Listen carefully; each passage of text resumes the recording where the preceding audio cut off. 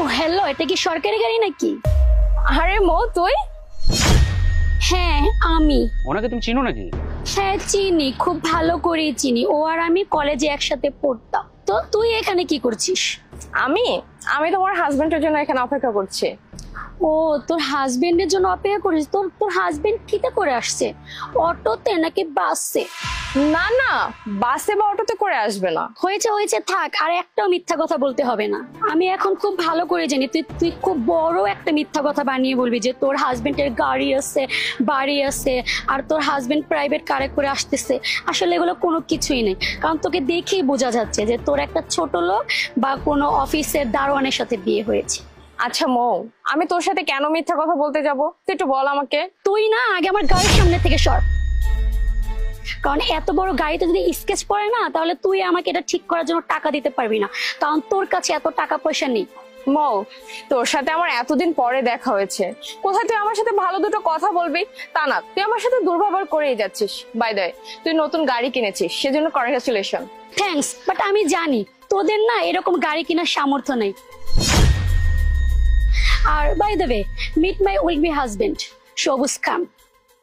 আর এই গাড়িটার দাম কত জানিস? 50 লক্ষ টাকা। জীবনে এরকম গাড়ি চোখে দেখেছিস? আর তোরা তো জীবনে কোনোদিন এই গাড়ি কিনতে পারবি না, শুধু দেখেই আফসোস করবি। হ্যাঁ ঠিক বলেছিস, গাড়িটা কিন্তু তোর বেশ সুন্দর। সবুজ জানো, ও আর আমি যখন একসাথে কলেজে পড়তাম না, সবাই না শুধু ওকে দেখতো, আমাকে না কেউ দেখতোই না, আমাকে কেউ পাত্তাই দিত না, সবাই শুধু ওর পিছে পিছে ঘুরতো। মানে ও ছিল ভাইরাল পারসন, ওর হেয়ার স্টাইল, ওর কথা বলার স্টাইল, ওর ড্রেস আপ, সবাই এগুলো দেখে ওর পিছে পিছে ঘুরতো। আর এখন দেখো ওর কি অবস্থা হয়েছে, রাস্তায় কিভাবে একটা সস্তা শাড়ি পরে দাঁড়িয়ে আছে। শোন, যারা যারা তোর পিছনে ঘুরতো না একসময়, তুই যাদের ক্রাশ ছিলি, তারা এখন তোকে দেখলে উল্টা দিকে ঘুরে দৌড়াবে, বুঝছিস? কারণ তোর আর আগের মতো সৌন্দর্যটা নেই। আর তুই না বলতে যে তোকে যে বিয়ে করবে সে নাকি থাকবে লাখে একজন। এখন কি তোকে কেউ দেখে বলবে যে তুই লাখে একজনকে বিয়ে করেছিস? তুই এমন একটা লোককে বিয়ে করেছিস যে তোকে এই রোদের ভিতরে, রাস্তার ভিতরে দাঁড়া করে রাখছে। তোর অবস্থা দেখ আর আমার অবস্থা দেখ, এতে বোঝা যাচ্ছে যে তুই একটা ফকিন্নি হয়ে গেছিস। আর শোন, তোকে তোর হাজবেন্ড কতটা যে ভালোবাসে তা আমার এখন তোর এই অবস্থা দেখে বোঝা হয়ে গেছে। আরে ভালোবাসা নিয়ে কেন কথা বলতে যাব বল? ভালোবাসা নিয়ে কারা কথা বলে জানিস? যাদের জীবনে ভালোবাসার খুব অভাব। কিন্তু আমার জীবনে তো ভালোবাসার কোনো অভাব নেই। আমি যাকে আমার জীবনে জীবন সঙ্গী হিসেবে পেয়েছি না, তাতে আলহামদুলিল্লাহ। সে আমাকে প্রচুর ভালোবাসে, আমার খুব যত্ন করে, কেয়ার করে, সবসময় আমার দিকে তার নজর থাকে। তাই এক্সট্রা ভাবে ভালোবাসা নিয়ে কাউকে বলার আমার কোনো কিছু নেই। আর তাছাড়া যারা আমাকে দেখে তারা বুঝেই যায় আমি কতটা ভালো আছি, আমার হাজবেন্ড আমাকে কতটা ভালোবাসে, আর আমি কতটা সুখী। হয়েছে হয়েছে, তোর আর এত বড় বড় লেকচার দেওয়া লাগবে না। এখন হয়তো তুই বলবি তোর হাজবেন্ডের আমাদের মতন গাড়ি আছে, বাড়ি আছে, ব্যাংক ব্যালেন্স আছে, আসলে তো কোনো কিছু নাই। এত বড় বড় লেকচার তুই আমার সাথে আর দিস না, ঠিক আছে? আর শোন, তোর এই অবস্থা দেখে না আমার খুব শান্তি লাগতেছে, কারণ আমি তোকে কলেজ লাইফ থেকে খুব জেলাস ফিল করতাম, এখন তোকে দেখে আমার খুব ভালো লাগতেছে, বিশ্বাস কর। কি বলছো? এটা তোমার বান্ধবী? ও মাই গড, এরকম খ্যাত একটা বান্ধবী তোমার হতে পারে? আর তুমি কোথায়, আর তোমার বান্ধবী কোথায়? কি বললি মৌ তুই? তুই কলেজে থাকাকালীন অবস্থা আমাকে জেলাস করতি, আমাকে হিংসা করতে, আমাকে দেখতে পারতি না? ও মাই গড! অথচ আমি তোকে আমার জীবনের সেরা বন্ধুটি ভাবতাম, তুই আমার বেস্ট ফ্রেন্ড, তোর উপর আমার লাইফে আর কেউ নেই। অথচ তুই তলে তলে আমাকে হিংসা করতি, আমি কখনো জানতেই পারিনি। হায় আল্লাহ! আর আর আমি তোকে নিয়ে কত বড় বড় কথা বলতাম। যাক, অন্তত এটা ভালো হলো তোর সাথে আজকে আমার দেখা হয়ে আমি ক্লিয়ার হলাম যে তুই আসলে আমার বেস্ট ফ্রেন্ড না, আর আমি তোকে বেস্ট ফ্রেন্ডই ভেবে যেতাম। আর কি বললি, কলেজে থাকাকালীন অবস্থায় যে সমস্ত ছেলে আমার উপর ক্রাশ খেয়েছিল, আমার পিছন পিছন ঘুরেছিল, তারা এখন আমাকে দেখে উল্টা পথে দৌড়াবে, আমাকে দেখে ইগনোর করবে, আমাকে আর পছন্দ করবে না? কেন? আমার কি এমন হয়েছে? আমি তো ঠিক আগের মতোই আছি।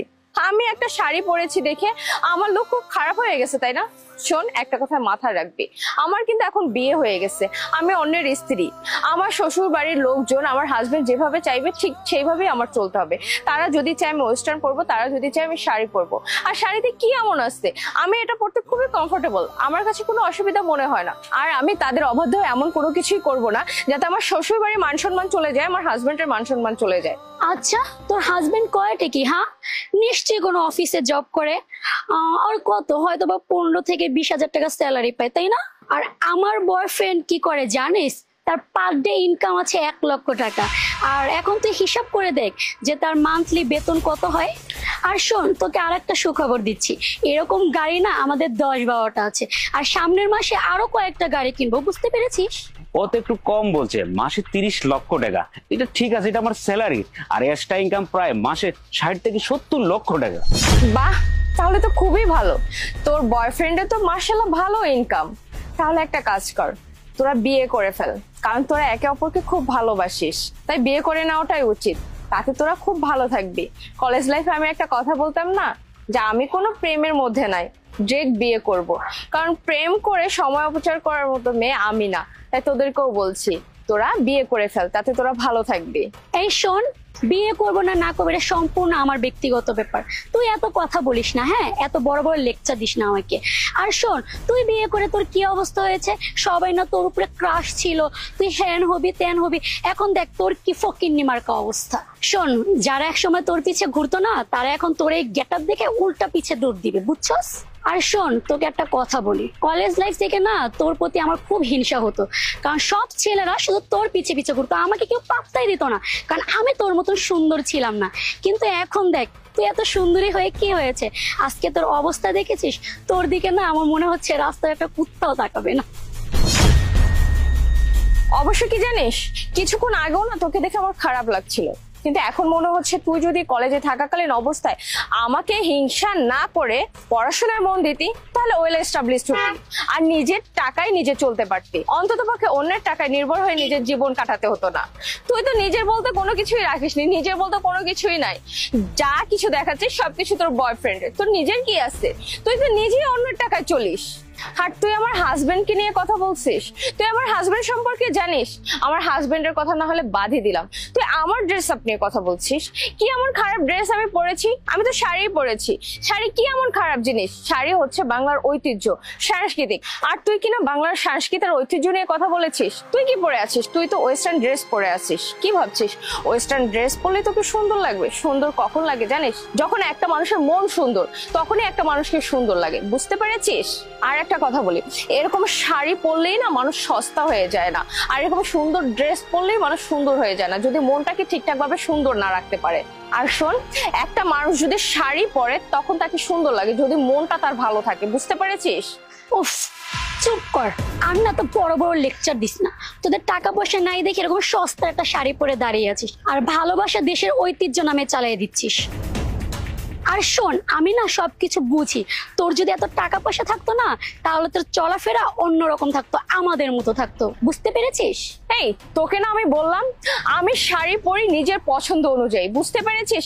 আমার পরতে ভালো লাগে তাই পরি, কিন্তু তুই বারবার আমাকে ছোট করেই যাচ্ছিস। আর শোন, আমার হাজবেন্ড এমন একজন মানুষ, আমার হাজবেন্ড কি করে সেটা যদি শুনিস না, তাহলে তোর পা থেকে মাটিটা সরেও যেতে পারে, বুঝতে পেরেছিস? আর শোন, আমি না পোশাক পরে আমার পছন্দ অনুযায়ী, আমার হাজবেন্ড আমাকে জোর করে না। আমার হাজবেন্ড আমার লাইফে পুরো ফ্রিডম দিয়ে দিয়েছে। আমার শ্বশুর বাড়ির লোকজন আমাকে পুরো স্বাধীনতা দিয়ে রেখেছে, কিন্তু আমি শালীনতা বজায় রেখে চলাফেরা করি। তোর মতো এরকম মডার্ন ড্রেস পরি না। যেহেতু আমি একজন বিবাহিত মেয়ে, আমি বাঙালি, তাই আমি শাড়ি পরি যাতে আমার হাজবেন্ডের সম্মান থাকে, আমার শ্বশুর বাড়ির সম্মান থাকে, বুঝতে পেরেছিস? আর আমার হাজবেন্ডকে নিয়ে তোর অনেক আগ্রহ না, সে কে, কি করে, কোথায় চাকরি করে, কত টাকা বেতন পায়, তাহলে তোকে বলেই দেয় যে আমার হাজবেন্ড কে। আমার হাজবেন্ড না এই এলাকার ডিসি। ডিসি মানে? মাহিব, সরি আমার একটু লেট হয়ে গেল, চলো। আসসালামু আলাইকুম স্যার। ওয়ালাইকুম সালাম। আরে আপনি কে? আরে তুমি ওনাকে চিনছো না? উনি তো এলাকার সম্মানিত একজন ডিসি সাহেব, যার কথা এলাকা চলে। ও মেঘ, তুমি চলে এসেছো, ভালোই হয়েছে তুমি একটু লেট করে আসছো। তুমি লেট করে আসাতে আমি অনেক কিছু বুঝতে পেরেছি। আমি তোমাকে পরিচয় করিয়ে দিচ্ছি, এ হচ্ছে মৌ, আমার কলেজে থাকা অবস্থায় সবচাইতে ভালো বন্ধু, কাছের বন্ধু, বেস্ট ফ্রেন্ড আমার। তুমি হয়তো এতক্ষণে দেখে বুঝতেই পেরেছো এখানে কি হচ্ছিল বা কি হচ্ছে। শোন মৌ, তোকে একটা কথা বলি, একটা মানুষের কাজ কর্ম বা ড্রেস আপ কখনোই তার পরিচয় বহন করে না। একটা মানুষ শাড়ি পরতেই পারে, একটা মানুষ নর্মাল ভাবে চলাফেরা করতেই পারে, এটা তার কমফোর্টেবল, সে যেভাবে কমফোর্ট ফিল করবে সে ঠিক সেইভাবেই চলাফেরা করবে। তাই বলে যে তাকে তুচ্ছ তাচ্ছিল্য করতে হবে, এটার কিন্তু কোনো মানেই আসে না। শোন, নিজেকে বদলা, মানুষকে মানুষ ভাবতে শুরু কর, সবাইকে না এত অহংকার দেখে বেড়াস না। টাকার গরম আজ আজ আছে কালকে নাও থাকতে পারে, কিন্তু একটা বন্ধুত্ব একটা সম্পর্ক না আজীবন থাকবে। দেখবি বিপদে পড়লে সম্পর্কগুলো এসে তোর সামনে দাঁড়াবে। টাকা অনেক সময় না বিপদ কাটায় না, টাকা সবসময় সাথেও থাকে না। তাই তোকে একটা কথা বলি, মানুষকে একটু সম্মান কর, তুই নিজেও সম্মান পাবি আর অনেক ভালো থাকবি। তাছাড়া তুই যে টাকার গরম দেখিয়ে যাচ্ছিস আমার সাথে, সেটা কিন্তু তোর ইনকামের টাকা না বা তোর একান্ত নিজের টাকা না, সেটা কিন্তু তোর বয়ফ্রেন্ডের টাকা। আজকে যদি তোর বয়ফ্রেন্ড তোকে ফেলে চলে যায় না, তোর কিন্তু নিজে বলতে কোনো কিছুই থাকবে না। তাই আগে নিজে ইনকাম কর, নিজের স্থান শক্ত কর, তারপর অহংকার করা শুরু কর। তখন না হয় মানা যাবে যে তোর নিজের বলতে অনেক কিছু আছে, তাই তুই অহংকার করছিস। আচ্ছা, এটা তোমার বান্ধবী, তোমার কথা শুনে বুঝতে পারলাম যে তোমার বান্ধবী তোমাকে অনেক তুচ্ছ তাচ্ছিল্য করছে। সত্যি বলতে কি জানেন, মাহি খুব সহজ সরল জীবনযাপন পছন্দ করে। মাহির মধ্যে কোনো অহংকার নেই। ও চাইলে প্রতিদিন অনেক কিছুই খরচ করতে পারে, কিন্তু সেটাও করে না, কারণ অপচয় করা ভালো না। এনিওয়ে মাহি, চলো। আসি, ভালো থাকবি। নেক্সট চলো। ভালো থাকবেন। মৌ ভেরি ব্যাড, ওনাকে তুমি চিনো না, উনি একজন সম্মানী ব্যক্তি। মানুষের সাথে কথা বলতে হলে একটু ভদ্রতা বজায় রাখবে অ্যাটলিস্ট, বুঝতে পারছো?